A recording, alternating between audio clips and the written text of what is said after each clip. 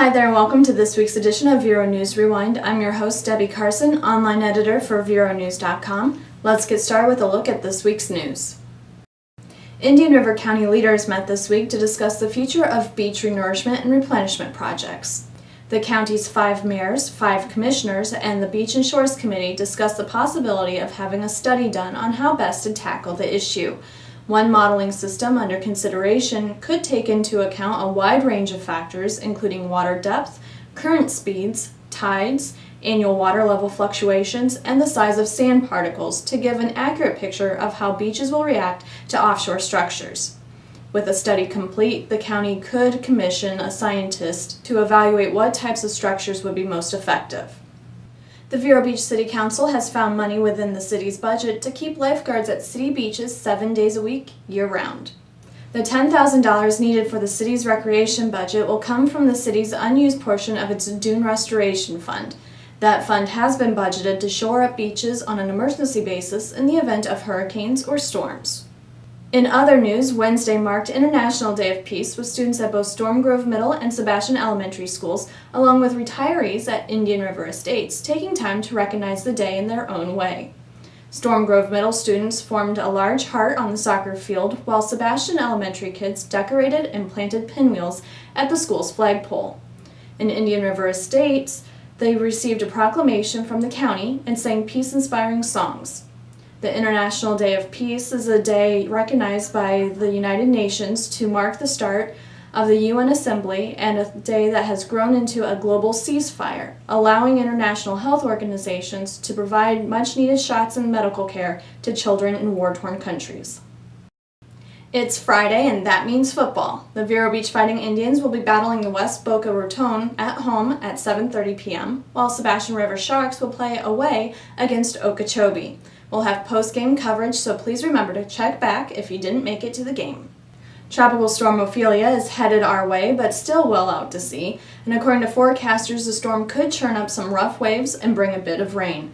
Stay up on the latest tropical developments and prepare yourself and your family by checking out our hurricane section found on the homepage. From a fishing tournament and music festival to recognition of the annual Day of Caring and a lagoon celebration, there's plenty to see and do over the next couple of days. There will be a captain's meeting this evening for the One Sight and Captain Hiram's Resort Fishing Tournament. The tournament itself will be held Saturday starting at 6 a.m. with weigh-in from 3 to 5 p.m. And today through Sunday, head out to the Indian River County Fairgrounds for the 3-day Treasure Coast Music Festival, featuring a wide variety of music styles. On Saturday, the United Way of Indian River County invites volunteers and social service agencies to sign up for its annual Day of Caring. Volunteers will head out in teams to help local health and human service organizations with much-needed painting, fixing, and yard work.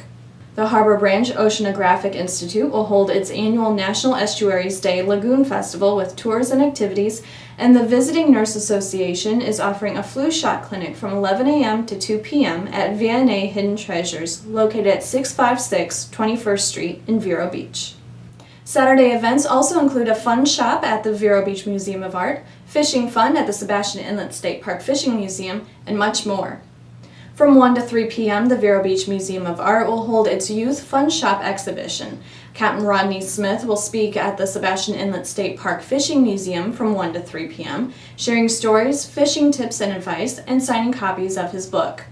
Vero Equine is offering a kids' night out with horseback riding, dinner, a bonfire, games, and a movie from 5 to 10 p.m. for ages 6 and up.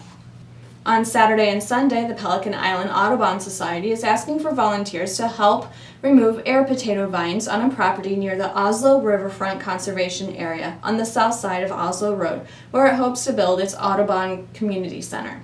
Volunteers are needed for 2 hours from 7:30 to 9:30 a.m. during the cooler part of the morning. Sunday's busy with a breakfast benefit at the Sebastian Mulligan's restaurant, a farmer's market in downtown Vero Beach, and a wedding fair at Point West.